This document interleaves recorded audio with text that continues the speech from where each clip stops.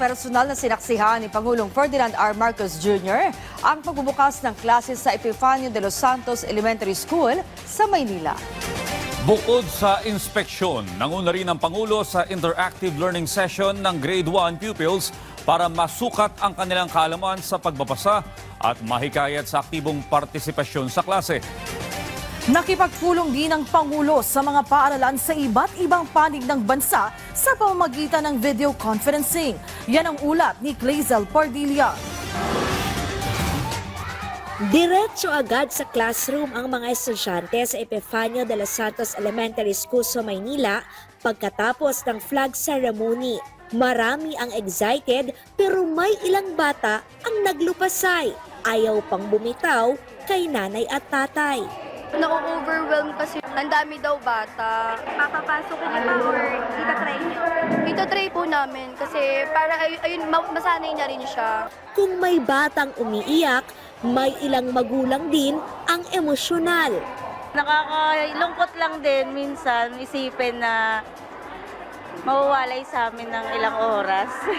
Ma'am, naluluha ka. Oo. Actually, naluluha talaga po. Ang Epifanio de los Santos Elementary School ang isa sa pinakamalaking paaralan sa Maynila. Para masiguro na ligtas at maayos ang unang araw ng balik eskwela, binisita ni Pangulong Ferdinand R. Marcos Jr. ang paaralan. Pinasok ang mga classroom, kinumusta ang mga guro at tinanong ang kalagayan ng mga estudyante.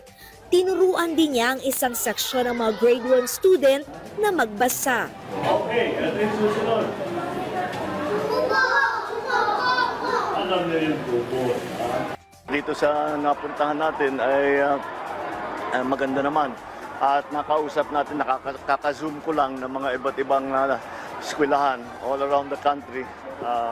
So mukha namang so far, maayos yung kuryente, we're making sure na may kuryente lahat, na hindi may tubig lahat. Yun ang mga basic services na makita natin para naman maging maayos ang pag-aaral ng mga ating kabataan. Inatasan ni Pangulong Marcos ang Education Department na kumuha ng libo-libong guro para mas maging epektibo ang pagtuturo.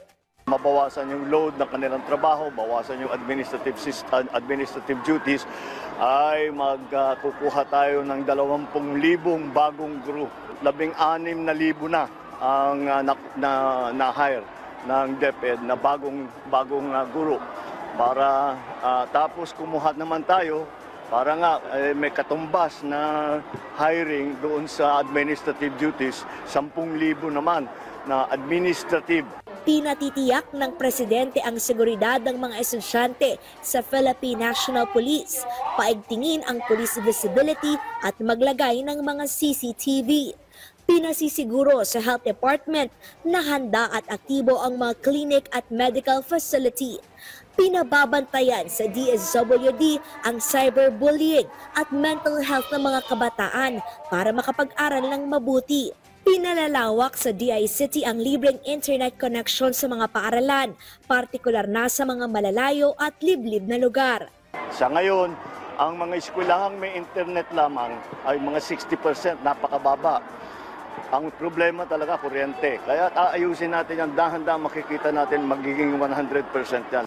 Inutusan din ng presidente ang Trade and Industry Department na sikaping gawing abot kaya ang presyo ng mga school supply sa pamamagitan ng price guide.